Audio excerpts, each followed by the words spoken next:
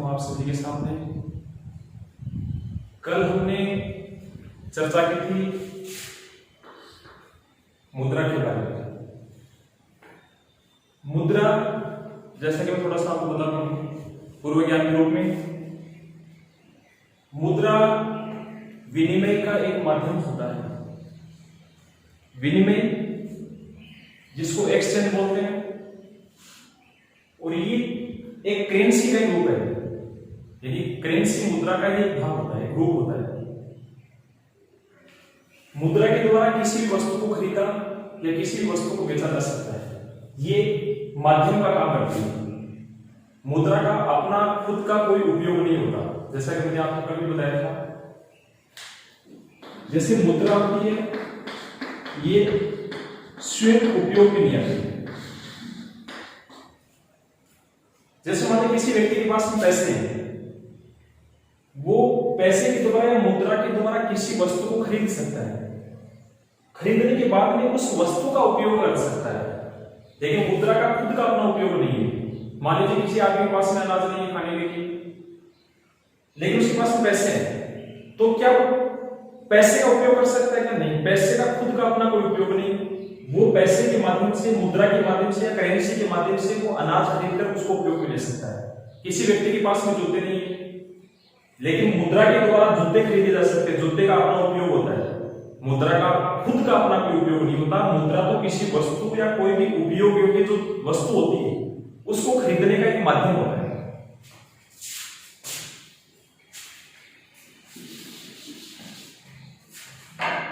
इसके बाद में आपको बताया था कि मुद्रा कागज के नोट या सिक्के पर जारी की जाती है, और भारत का रिजर्व बैंक, कौन सा? भारतीय रिजर्व बैंक ही मुद्रा को जारी करने के लिए प्राधिकृत होता है।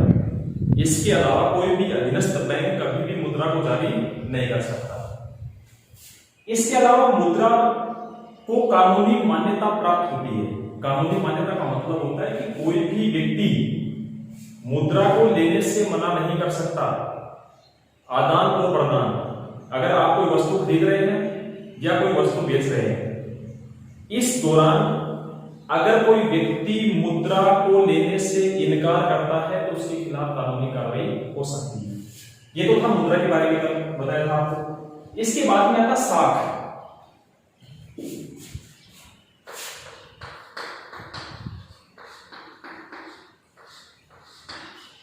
देखिए साख क्या होती है। साख बैंक या अन्य किसी भी संस्था से जो ऋण दिया जाता है वही साख कहलाती है। अगर आप किसी बैंक या अन्य किसी संस्थान से जो ऋण दे रहे हैं, या धन आपको जो भी कोई बैंक या अन्य कोई सोसाइटी अगर उपलब्ध करवाती है, तो वो धन या वो ऋण साख का भाग होता है। इसका जो शाब्दिक अर्थ क्या होता है? साख का मतलब होता है मर्यादा या प्रतिष्ठा। इसका एक नॉर्मल मतलब होता है, शाब्दिक इसका अर्थ होता है कि मैंने पहले भी कई बच्चों से इस बारे में पूछा था कि भाई साख का शाब्दिक अर्थ क्या होता है। बहुत बच्चे इस चीज को डिफाइन नहीं कर पाते हैं। फिर भी मैं आपको बता देता हूं कि जैसे मान लीजिए एक बैंक होता है, बैंक एक संस्था है, इसकी अपनी साख होती है, ये ऋण प्रदान करता है, इसकी अपनी प्रतिष्ठा होती है। लेकिन ये किस रूप में ऋण प्रदान करता है? बैंक के अन्य कार्य होते हैं, आगे थोड़ी देर बाद में चर्चा करेंगे। लेकिन बैंक अगर आपको कोई भी धन उपलब्ध करवा रहा है, ऋण प्रदान करता है, क्या बैंक उस ऋण की रिकवरी भी कर पाता है कि नहीं कर पाता है, या केवल वो आपको धन उपलब्ध करवा रहा है? अगर एक बैंक है वो लगातार आपको धन उपलब्ध करवाता है, लेकिन वो अपनी रिकवरी वापस नहीं कर पाता,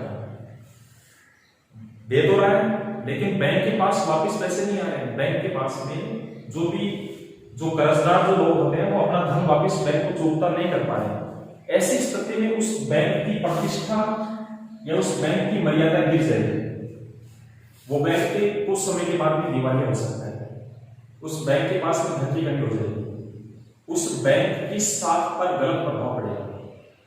तो जो भी बैंक के जो भी संस्थाएं होंगे जो आपको ऋण प्रदान करते हैं, उसकी साख होती है कि वो आपको किस प्रकार से ऋण प्रदान कर रहे हैं और किस आधार पर वो अपने धन की वापस रिकवरी कर रहे हैं। अब आपको जो भी ऋण या धन उपलब्ध करवाने वाले संस्थान होते हैं, संस्थाएं होती हैं, वो दो प्रकार की होती हैं। उससे पहले मैं आपको बताता हूं, कल आपको बताया था कि ये जो ऋण होता है ना, ये इसको शाब्दिक रूप से उधार कहा जाता है। उधार का मतलब होता है कि जो वापिस चुकाना पड़ता है, जो वापिस से चुकाना पड़ता है। अब ऋण की परिभाषा डेफिनेशन क्या होती है कि ऋण कर्जदाता और कर्जदार के बीच में एक ऐसा संबंध होता है, यानी इसके अंतर्गत कर्जदाता जो कर्ज प्रदान करता है और कर्जदार जो कर्ज ले रहा है, धन उधार ले रहा है, इन दोनों के बीच में एक समझौता होता है जिसमें कर्जदाता कर्जदार को कुछ धन या वस्तु में उपलब्ध करवाता है तथा भविष्य में ब्याज सहित वापस चुकाने का वादा भी करता है या वचन भी करता है उसके साथ में कि भाई मैं जो वस्तु या धन आपको उपलब्ध करवा रहा हूं, ये वस्तु या ये धन आपको भविष्य में ब्याज सहित वापस चुकानी पड़ेगी। अगर आप इनको वापस चुकाने में समर्थ नहीं है तो मैं आपको धन उपलब्ध नहीं करवाऊंगा। मान लीजिए आप किसी बैंक के पास जाते हो, आप बैंक से 1 लाख रुपए, 5 लाख रुपए, 2 लाख रुपए का ऋण उधार लेते हैं, उससे ऋण लेते हैं, तो उस समय बैंक आपसे कुछ शर्तें, कुछ समझौते करता है। ऋण एक समझौता भी होता है, उसमें बैंक आपसे ये बोलता है कि आपको मैं समयावधि देता हूं, एक टाइम का मैं आपको पीरियड दे रहा हूं कि आपके सामने कुछ ऑप्शन है। जैसे आप मान लो कि कोई होम लोन ले रहे हो 5 साल का, आप किसी भी कृषि उपकरण पर या अपने जो भी किसी कृषि कार्य के लिए मान लीजिए अल्पकालीन कोई भी ऋण होता है, ऐसा कि मान लो आप बैंक के द्वारा कोई ऋण उधार दे रहे हैं, तो बैंक आपको कुछ समयावधि देता है कि आप कौन सी समयावधि को चूज करते हैं। जैसे मान लो कि आप कहोगे 5 साल में आपका धन चुका दूंगा, मैं 9 साल में आपका धन चुका दूंगा, मैं 15 साल में आपका धन चुका दूंगा, 20 साल में आपका धन चुका दूंगा। उसके अनुसार आपके धन की जो किस्त होती है, जो आपने ऋण लिया, वो ब्याज से उसकी किस्तें चालू होती है, जो आपको हर महीने के हिसाब से, 6 महीने के हिसाब से जो भी आपकी सुविधा होती है बैंक आपको उपलब्ध करवाती है, उसके हिसाब से आपके बैंक को पैसा लौटाना पड़ता है। तो ऋण एक उधार या समझौता होता है जिसमें कर्जदाता कर्जदार को धन या वस्तु उपलब्ध करवाता है, भविष्य में ब्याज से वापस चुकाने का वचन या वादा भी करता है। ये होता है ऋण। ऋण प्रदान करने के लिए आपके पास में 2 संस्थाएं होती हैं जिसको बोलते हैं ऋण के स्रोत। इसमें पहला आता है, इसके बारे में नॉर्मल मैंने आपको बताया था, औपचारिक स्रोत। ये ऋण के औपचारिक स्रोत होते हैं। देखो औपचारिक जो स्रोत होता है इसमें आएगा बैंक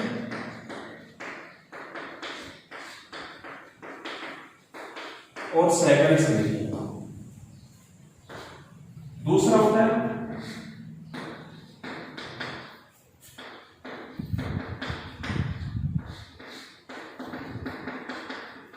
अनौपचारिक स्रोत। अनौपचारिक स्रोत में साहूकार, मित्र, रिश्तेदार,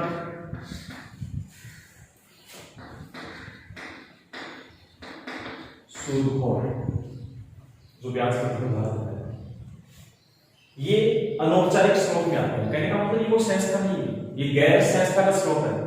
ये संस्था का स्रोत है, इनकी अपनी कुछ शर्तें होती है, इनकी भी अपनी कुछ शर्तें होती है, इनकी अपनी विशेषता अलग है, इसकी विशेषता अलग होती है। औपचारिक स्रोत जिसके बारे में मैंने आपको बताया था कि औपचारिक स्रोत की कुछ विशेषताएं होती है। पहली विशेषता क्या होती है कि ये सरकारी नियमों का पालन करते हैं, ये आपके लाभ के लिए धन प्रदान करते हैं, इनकी ब्याज की दरें कम होती है। औपचारिक स्रोत, अगर आप किसी बैंक या सहकारी समिति से आप धन उधार लेते हैं तो वो आपको लंबी अवधि के लिए धन प्रदान करता है और इसके साथ साथ आपकी जो वापसी करता है वो बहुत आसान किस्तों के द्वारा करता है। अनौपचारिक स्रोत इसके अंतर्गत साहूकार, मित्र, रिश्तेदार, सूदखोर, आप जो भी अपने आसपास के जो भी लोग होते हैं, जिनको आप जानते हो, उचित परिचित जो भी लोग होते हैं, उनसे आप धन उधार लेते हैं। इनकी विशेषता क्या होती है? ये अपने लाभ के लिए धन देते हैं, आपके लाभ के लिए नहीं देते। जो व्यक्ति इनसे धन ले रहा है ये नहीं चाहते कि भाई उस व्यक्ति का लाभ हो, ये आपसे अधिक ब्याज देते हैं। इनकी ब्याज दरें ज्यादा होती है, कम अवधि के लिए ऋण देते हैं, वापसी एक साथ करते हैं, नए ब्याज सेव करते हैं और बिना सूचना के जो भी नियम और शर्तें होती हैं उनको परिवर्तित भी कर सकते हैं। आपको पहले कोई सूचना नहीं देंगे, पहले आपको बोल देंगे ठीक है आपको 1 साल के लिए मैं धन दे रहा हूं, लेकिन 6 महीने के बाद में आपसे धन की वापस मांग कर सकते हैं। इसलिए अनौपचारिक जो स्रोत होता है उसकी बजाय जो औपचारिक स्रोत होता है इसको श्रेष्ठ माना गया है। लेकिन फिर भी अनौपचारिक जो स्रोत होता है आज हमारे देश में लगभग ग्रामीण क्षेत्रों में 85% लोग इसी स्रोत से धन उधार लेते हैं, क्योंकि इसमें आसानी से धन मिल जाता है। अगर आपको किसी भी प्रकार के ऋण की आवश्यकता है, उधार धन की आवश्यकता है, तो अनौपचारिक स्रोत आपको जल्दी धन प्रदान करता है, ऋण प्रदान करता है। लेकिन औपचारिक स्रोत से अगर आप ऋण ले रहे हैं तो इसमें आपको थोड़ा समय अधिक लगता है, आपको लंबी अवधि का सामना करना पड़ सकता है, क्योंकि इसकी अपनी कुछ कानूनी कार्रवाई होती है, कागजी कार्रवाई होती है। इसमें आपको अपने आवश्यक कागजात पूरे करने पड़ते हैं। बिना आवश्यक कागजात बैंक कभी भी आपको ऋण नहीं देता है। दूसरी बात, ये आपसे ऋणाधार मांगता है।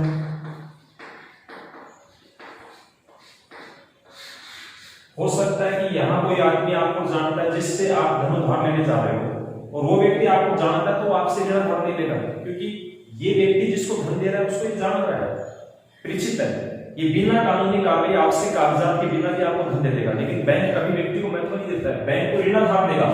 ऋणाधार का मतलब ऋण पर से आधार। मैं जो आपको धन उधार दे रहा हूं या बैंक जो धन आपको उधार दे रहा है, क्या गारंटी है कि आप उस बैंक का पैसा वापस लौटा दोगे? मान लीजिए बैंक आपको धन दे रहा है, तो बैंक को क्या गारंटी दोगे आप कि आप उसका धन वापस दे सकते हो? आप बोल दोगे ठीक है मैं पैसे वापस दे दूंगा, बैंक नहीं मानेगा। बैंक इसलिए आपसे ऋणाधार देता है, आपकी कोई भी चल या अचल जो संपत्ति होती है उसको वो गिरवी रखता है। आपकी जमीन हो, आपके पास में मकान हो, आपके पास में पशु हो, या अन्य किसी प्रकार की जो भी आजकल गोल्ड लोन भी मिलते हैं, सोने पर लोन मिलता है, वो संपत्ति बैंक पहले अपने पास में रखता है, उसके बाद में आपको ऋण प्रदान करता है। तो बैंक का मतलब इसमें आवश्यक जो कागजात होते हैं पहले पूरे करने पड़ते हैं। दूसरा, विशिष्ट ऋणाधार होना चाहिए आपके पास में, एक मतलब कि ठोस ऋणाधार जिसके आधार पर बैंक आपको धन दे। यहां एक चीज होती है, ये ऋणाधार जो शब्द है, अगर आपके पास में ऋणाधार नहीं है, आप बैंक के पास में गए ऋण लेने के लिए, आपके पास में कोई भी ऋणाधार नहीं है, ऋण लेने के लिए आपके पास कोई जमीन नहीं है, मकान नहीं है, आपके पास में कोई भी चल संपत्ति नहीं है, अचल संपत्ति नहीं है, तो एक चीज होती है यहां पर समर्थक ऋणाधार।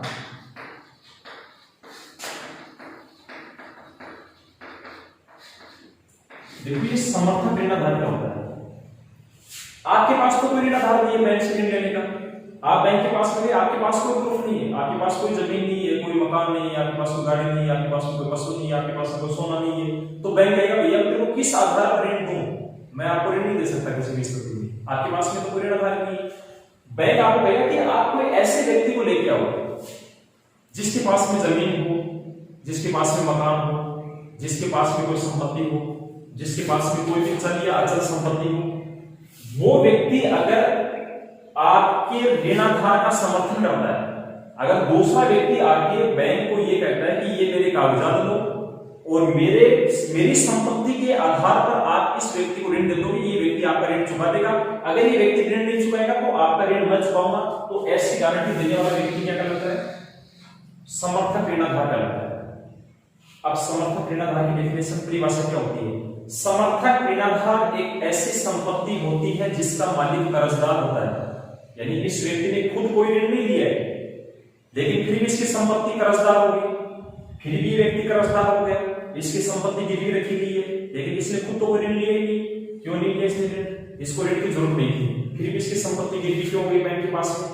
क्योंकि इस व्यक्ति ने किसी दूसरे व्यक्ति को ऋण दिलाने के लिए अपनी संपत्ति को गिरवी रख दिया है, इसलिए उस व्यक्ति की संपत्ति समर्थक ऋणाधार कहलाएगी। और वो संपत्ति तब तक बैंक के पास में गिरवी रहेगी जब तक जिस व्यक्ति को ऋण दिलवाया है वो व्यक्ति अपने ऋण का भुगतान बैंक को नहीं कर देता है, तब तक ये संपत्ति दूसरे व्यक्ति की गिरवी मानी जाएगी।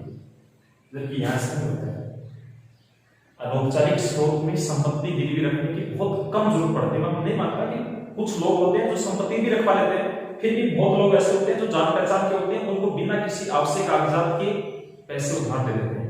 लेकिन इसमें दोष क्या है? दोष ये है कि इसका ब्याज का जो इसकी ब्याज की जो दर है वो बहुत ज्यादा होती है। दूसरा, ये कम अवधि के लिए ऋण देते हैं और लगभग जो भी लोग इनसे उधार धन लेते हैं वो इनके कर्ज जाल में फंस जाते हैं। कहने का मतलब, कर्ज जाल का मतलब क्या होता है कि एक कर्ज को चुकाने के लिए दूसरा कर्ज लेना पड़ता है और धीरे धीरे मतलब ये एक ऐसे कर्ज जाल में फंस जाएंगे कि फिर उससे बाहर नहीं निकल पाएंगे। जबकि यहाँ ऐसा नहीं होता है। यहाँ आपने बैंक से 1 लाख रुपए लिए तो आपको 9 या 10 साल तक चुकाने हैं। यहाँ अगर आपने किसी व्यक्ति से 1 लाख रुपए लिए तो वो 10 साल नहीं, आपसे 1 साल के भीतर भीतर नए ब्याज सहित अपने धन की मांग कर देगा। अब आपके पास में 1 लाख रुपए ब्याज सहित है नहीं, तो आप किसी दूसरे व्यक्ति से लेंगे और वो दूसरे व्यक्ति से लिया हुआ धन आप इसको दोगे। अब वो दूसरा व्यक्ति उस जिसने आपको धन दिया वो आपको कर्जदाता हो गए, 1 साल के बाद वो अपने धन की मांग कर देगा, यानी आप धीरे धीरे कर्जदार में बन जाएंगे। ठीक है, तो औपचारिक स्रोत में आवश्यक कागजात पूरे करने पड़ते हैं, तभी आपको औपचारिक स्रोत ऋण देगा। व्यक्ति चाहे आप बैंक के मैनेजर या बैंक में काम करने वाले कोई भी कर्मचारी के आगे में खास ना व्यक्ति विशेष के आधार पर बैंक ऋण नहीं देता है। बैंक केवल एक ही शर्त ऋण देता है कि आपके पास में संपत्ति होनी चाहिए। अगर आपके पास में संपत्ति नहीं है तो बैंक आपको ऋण नहीं देगा। आपके पास संपत्ति नहीं है तो कोई ऐसा व्यक्ति देखिए जिसके पास संपत्ति है, लेकिन वो सहमत होना चाहिए कि ठीक है मैं मेरी संपत्ति पर इस व्यक्ति को ऋण दिलवा रहा हूं। ये अगर आपको पैसे नहीं देगा तो मेरी संपत्ति को आप गिरवी रख देना, नीलाम कर देना, कुर्की कर देना, आप मेरी जमीन जायदाद रख देना, या बच पाऊंगा आपके पैसे। या कोई भी सरकारी कर्मचारी है जिसके आधार पर बैंक आपको ऋण दे सकता है, तो ये समर्थन ऋणदाता हो गया, आवश्यक कागजात पूरे करने पड़ते हैं। ठीक है, और इसके अलावा जो भी औपचारिक स्रोत होता है इसके अंतर्गत लंबी अवधि के लिए आपको जो भी ऋण प्रदान कर दिया जाता है, लेकिन ये बहुत कम समय की अवधि के लिए आपको ऋण प्रदान करता है।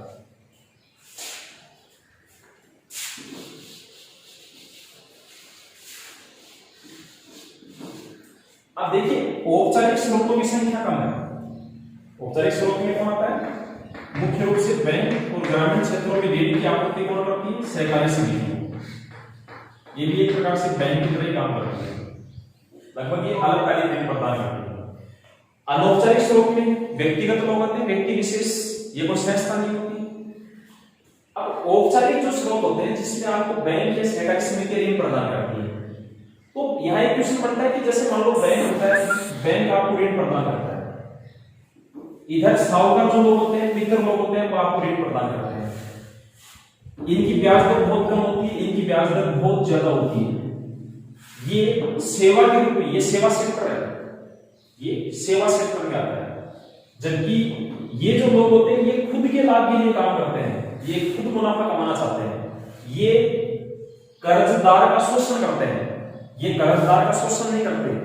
इनके पास से अगर कोई व्यक्ति 1 लाख 2 लाख 5 लाख रुपए लेके अगर दुकान खोलता है तो बैंक ये चाहता है कि उस व्यक्ति को लाभ मिले। ये चाहते हैं कि मेरे को ज्यादा लाभ हो। दुकानदार की दुकान फेल हो जाती है, बंद हो जाती है, वो घाटे में आ जाता है, उसको कर्ज में दब जाता है, उससे मुझे मतलब नहीं है, लेकिन हमें लाभ होना चाहिए, हमें ब्याज ज्यादा मिलना चाहिए। फिर भी लोग इनसे ऋण ज्यादा क्यों लेते हैं इसके बारे में आपको बता दूं, क्योंकि औपचारिक स्रोतों की शाखाएं बहुत कम है। बैंक ग्रामीण क्षेत्रों में आज भी कम है, सहकारी समितियां इतना ऋण प्रदान नहीं कर पाती जितनी आवश्यकता होती है, यानी ऋण का एक बहुत छोटा भाग ही उपलब्ध करवाती है। लोगों की आवश्यकताएं ज्यादा होती है, इसलिए जितना बैंक देता है उससे अलावा जो धन की आवश्यकता होती है उसके लिए ये लोग किसके पास जाते हैं? अनौपचारिक स्रोतों के पास जाते हैं। ठीक है, अब हम इसमें बैंक के बारे में पढ़ेंगे।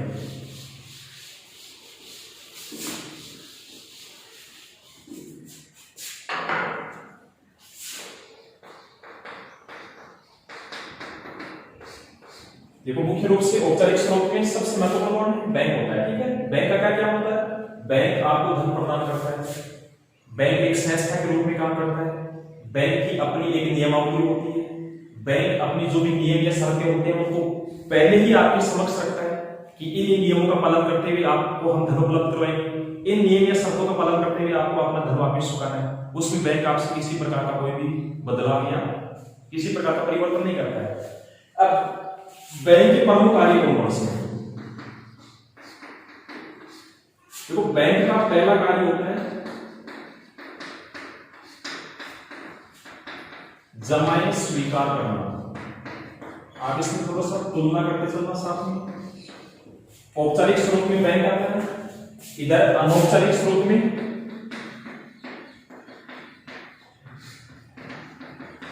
एक ही व्यक्ति का नाम ले लो, साहूकार या जो सूदखोर होते हैं, धन उधार देते हैं, ठीक है।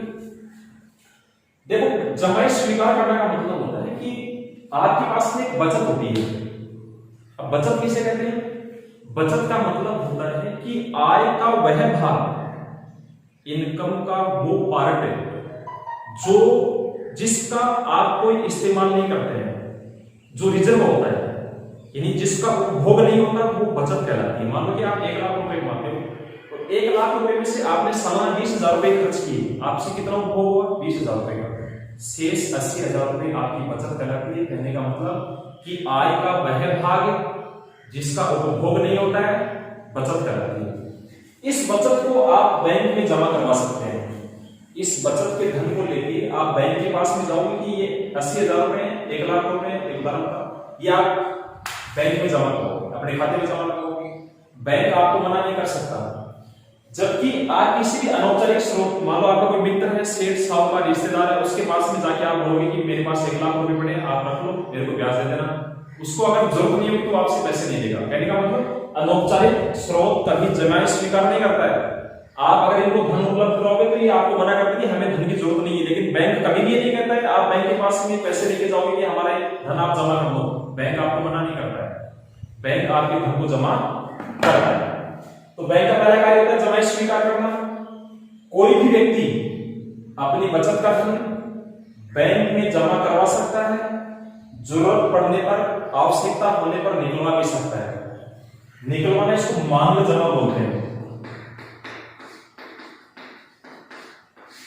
जो धन आपका बैंक के पास में जमा है, उस जमा धन में से आप मांग के द्वारा धन प्राप्त कर सकते हैं। मान लो आपने बैंक को 1 लाख रुपए दिए, आपकी बैंक में कितने लाख रुपए जमा है? 1 लाख रुपए।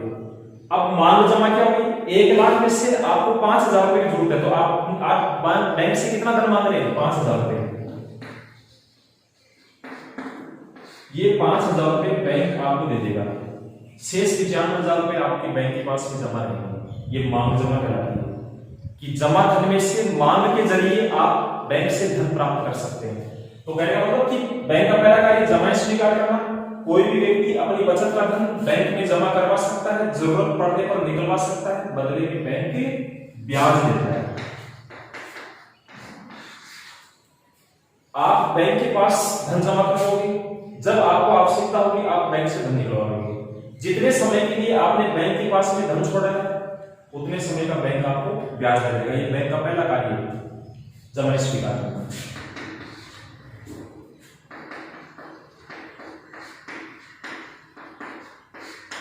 दूसरा कार्य ऋण प्रदान करना। देखो, ये 2 बैंक के मुख्य कार्य होते हैं, इसीलिए बैंक को मध्यस्थता की श्रेणी में रखा जाता है कि एक व्यक्ति होता है जिसके पास में आवश्यकता से अधिक धन होता है, वो बैंक के पास में जमा करवा रहा है। एक व्यक्ति ऐसा होता है जिसको धन की आवश्यकता होती है, जिनको हम जरूरतमंद लोग कहते हैं, जो बैंक से धन लेने के लिए जाते हैं। जनता का ही पैसा है, लोगों ने बैंक के पास जमा करवाए, लोग ही बैंक से पैसे लेने के लिए आ रहे हैं। बैंक क्या कर रहा है? बैंक एक कड़ी का काम करता है, बैंक एक योजक कहलाता है। बैंक लोगों का, जनता का ही पैसा जमा करता है और जनता को ही वापस दे देता है। इस दौरान बैंक क्या करेगा? जमा धन पर कम ब्याज देगा, और जो ऋण, जो लोग बैंक से धन लेने के लिए आएंगे, उससे कुछ ज्यादा ब्याज देगा। कुछ का मतलब ऐसा नहीं, बहुत ज्यादा नहीं, थोड़ा सा ज्यादा ब्याज देगा। और इनके बीच का जो अंतर आएगा, ये बैंक का लाभ होगा, लाभांश। मान लो कि आप बैंक के पास में धन जमा करवा रहे हैं, आपको बैंक 8% ब्याज दे रहा है, ठीक है। एक व्यक्ति बैंक से ऋण लेने के लिए जा रहा है, उससे बैंक 10% ब्याज दे रहा है। यहाँ 2% का अंतर, बैंक के पास में कितना लाभ हुआ? 2%। ये 2% जो धन होता है, इससे बैंक की तमाम गतिविधियां चलती है। ये बैंक का लाभांश कहलाता है, बैंक का प्रॉफिट कहलाता है।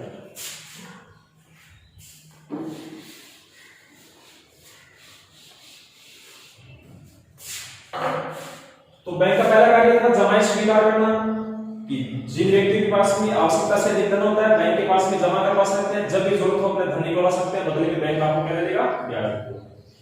दूसरा ऋण प्रदान करना कि कोई भी जरूरतमंद व्यक्ति आवश्यकता पड़ने पर बैंक से धन उधार ले सकता है, या हम यूं कहें तो बैंक जरूरतमंद लोगों को धन उपलब्ध करवाता है और भविष्य में ब्याज सहित वापस चुकाने का वचन या वादा भी करता है। यानी ऐसा नहीं कि आप बैंक के पास में गए, आप बैंक के जो भी खिड़की में हाथ होगी भैया हमें पैसे चाहिए, तो जाते ही आपको बैंक के बिल से पैसे दे देगा, ऐसा नहीं होता है।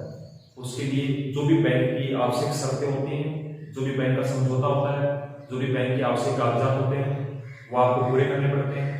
जिस क्षेत्र के बैंक से आप धन उधार ले रहे हो, उस क्षेत्र में अन्य जितने भी बैंक होते हैं उनसे आपको अनापत्ति प्रमाण पत्र लेना पड़ता है। ये बैंक की गाइडलाइन है। ये ऋण देने की एक आवश्यक शर्त होती है कि आपको एनओसी लेनी पड़ती है। एनओसी का मतलब क्या होता है? एनओसी का मतलब होता है नॉन ऑब्जेक्शन सर्टिफिकेट। नॉन का मतलब क्या होता है? नॉन का मतलब नहीं, ऑब्जेक्शन का मतलब कोई भी आपत्ति, और सर्टिफिकेट का मतलब प्रमाण पत्र, यानी अनापत्ति प्रमाण पत्र। आप मान लीजिए एक बैंक से ऋण ले रहे हैं, तो बैंक आपको कहेगा कि दूसरे बैंकों की एनओसी लो। आप अन्य उस क्षेत्र में जितने भी बैंक होते हैं उन बैंकों के पास में जाओगे। मान लो कि आप आईडीबीआई बैंक से ऋण ले रहे हैं, तो आप स्टेट बैंक के पास में गए। अगर स्टेट बैंक से आपका पहले का कोई बकाया नहीं है, स्टेट बैंक में आपकी साख अच्छी है, आपकी प्रतिष्ठा अच्छी है, तो स्टेट बैंक आपको एनओसी जारी कर देगा। उसमें वो लिख के देगा कि ये व्यक्ति इस काम का है, इस व्यक्ति का हमारे बैंक में आज तक कोई बकाया नहीं है, ये हमारी नजर में बिल्कुल सही है, कोई डिफॉल्टर नहीं है। अगर ये व्यक्ति आपके बैंक से ऋण ले रहा है, कौन से बैंक से? IDBI, industrial development bank of India. अगर आपके बैंक से ये ऋण ले रहा है, हमें कोई आपत्ति नहीं है। यानी अगर ये व्यक्ति दूसरे बैंक से ऋण ले रहा है तो हमारे बैंक को कोई दिक्कत नहीं है, ये वो बैंक लिख के देगा। अगर उस बैंक में आपका धन बकाया है, वो बैंक आपको एनओसी जारी नहीं करेगा, क्योंकि आपने अभी तक उस बैंक का चुकता नहीं किया। ठीक है, तो बैंक का दूसरा कार्य होता है ऋण प्रदान करना। बैंक जरूरतमंद लोगों को ऋण प्रदान करता है और भविष्य में ब्याज से वापस चुकाने का वचन या वादा नहीं करता है। बैंक आपको ऋण देते समय आपसे ये वादा करेगा कि ये धन आपको इतने समय या समयावधि के दौरान वापस चुकाना पड़ेगा। ऐसे आपको बैंक ऋण नहीं देगा। क्या गारंटी कि आप बैंक का पैसा वापस चुका दोगे? इसके लिए वो पहले आपसे शर्तें कबूल करवाएगा। तीसरा,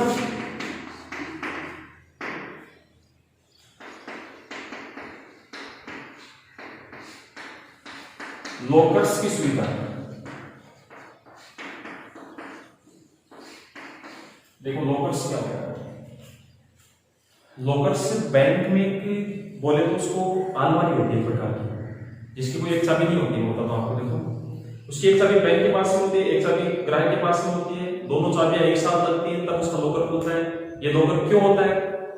ये बैंक में कोई भी आदमी अपना जो भी सेफ्टी सामान होता है, आपको ऐसा लगे कि भाई ये सामान कभी भी चोरी हो सकता है, या आपके पास में कोई भी ऐसे कागजात हो, मतलब किसी प्लॉट के कागजात हो, कभी भी फट सकते हैं, खराब हो सकते हैं, आप उन कीमती सामान को, उन कागजातों को बैंक के लॉकर में रख सकते हो। बैंक आपको ये सुविधा प्रदान करता है। ठीक है, तो इसका मतलब क्या हुआ कि बैंक आपको लॉकर्स की सुविधा प्रदान करता है, यानी कोई भी व्यक्ति अपने आवश्यक कागजात या कीमती सामान बैंक के लॉकर्स में रख सकता है और जब जरूरत पड़े वापस निकलवा सकता है। बदले में बैंक आपसे क्या लेता है?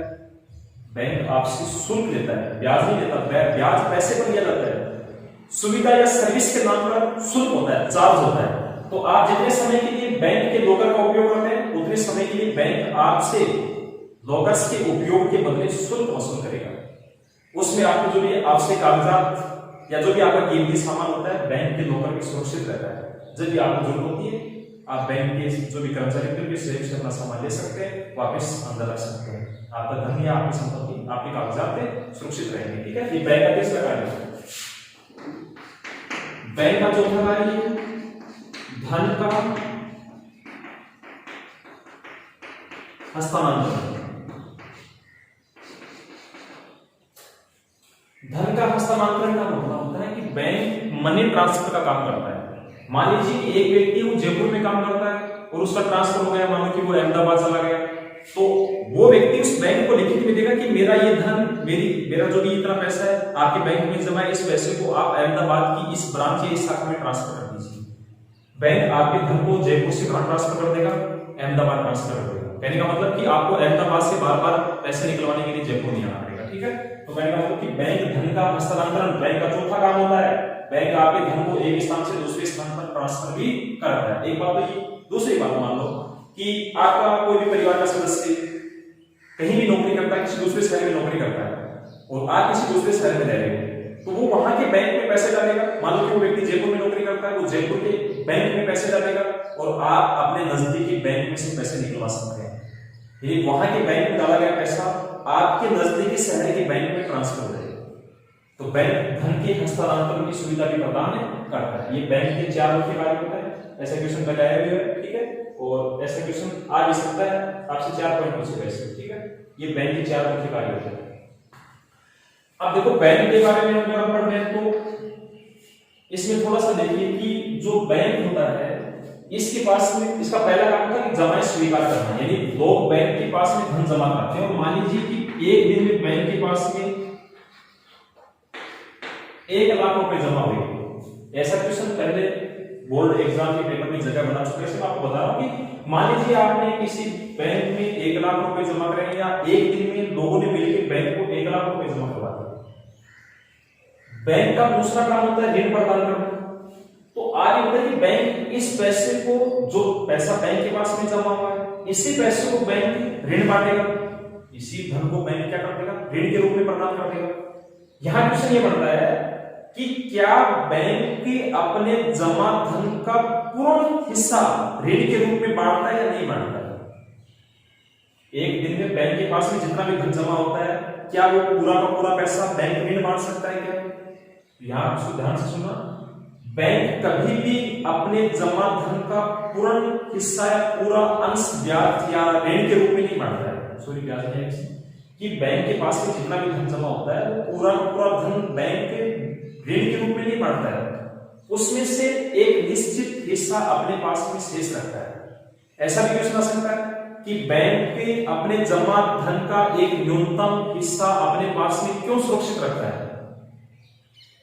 तो पहली बात यह कि बैंक, जैसे मान लीजिए बैंक के पास में 100% धन जमा है, उसमें से न्यूनतम बैंक 30% धन अपने पास रखता है। अगर आज के दिन बैंक के पास या आज की तारीख में बैंक के पास में 100 रुपए जमा हुए तो बैंक उसमें से 30 रुपए अपने पास रखेगा, बाकी 70 रुपए में से, जरूरी नहीं कि पूरे 70 रुपए का ऋण बांटेगा, 70 रुपए में से ऋण बांटता है, बाकी 30% जो धन होता है अपने पास न्यूनतम शेष रखता है।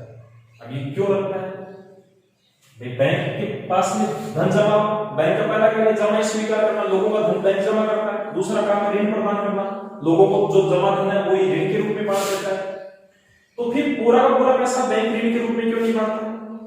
इसका कारण ये है कि जमाकर्ताओं में से कोई भी व्यक्ति किसी भी समय अपने धन की मांग कर सकता है। मान लो कि एक व्यक्ति ने आज बैंक को 1 लाख रुपए जमा करवाए और ये व्यक्ति अगर 5 दिन के बाद वो बैंक के पास आके अपना धन वापस निकलवाता है, क्योंकि आपने पहला पॉइंट पढ़ा था कि जमा स्वीकार करना, कोई भी व्यक्ति अपनी बचत का धन बैंक में जमा करवा सकता है और जरूरत पड़ने पर निकलवा भी सकता है, बदले में बैंक ब्याज देता है। तो आज किसी आदमी ने बैंक में धन जमा कराया, 5 दिन के बाद भी वो वापस अपना पैसा निकालने के लिए आ गया और बैंक के पास में प्रतिदिन जितना भी पैसा आ रहा है वो पूरा का पूरा पैसा बैंक ऋण के रूप में बांट रहा है, तो बैंक दिवालिया हो गया। बैंक उस व्यक्ति को पैसे कहां से लौटाएगा? इसलिए बैंक जमा धन का एक न्यूनतम हिस्सा अपने पास में सुरक्षित रखता है ताकि आने वाले समय में कोई भी जमाकर्ता जिसने बैंक को धन जमा करवाया है वो किसी भी समय अगर आकर बैंक से धन मांगता है तो बैंक उसको धन प्रदान करता है। ये नहीं कहता कि आप कल अनाज पैसे दीजिए, कभी नहीं बोलता है। जमाकर्ताओं में से कोई भी व्यक्ति किसी भी समय अपने धन की मांग करता है, बैंक उसको अपना धन प्रदान करता है। इसलिए बैंक अपने जमा धन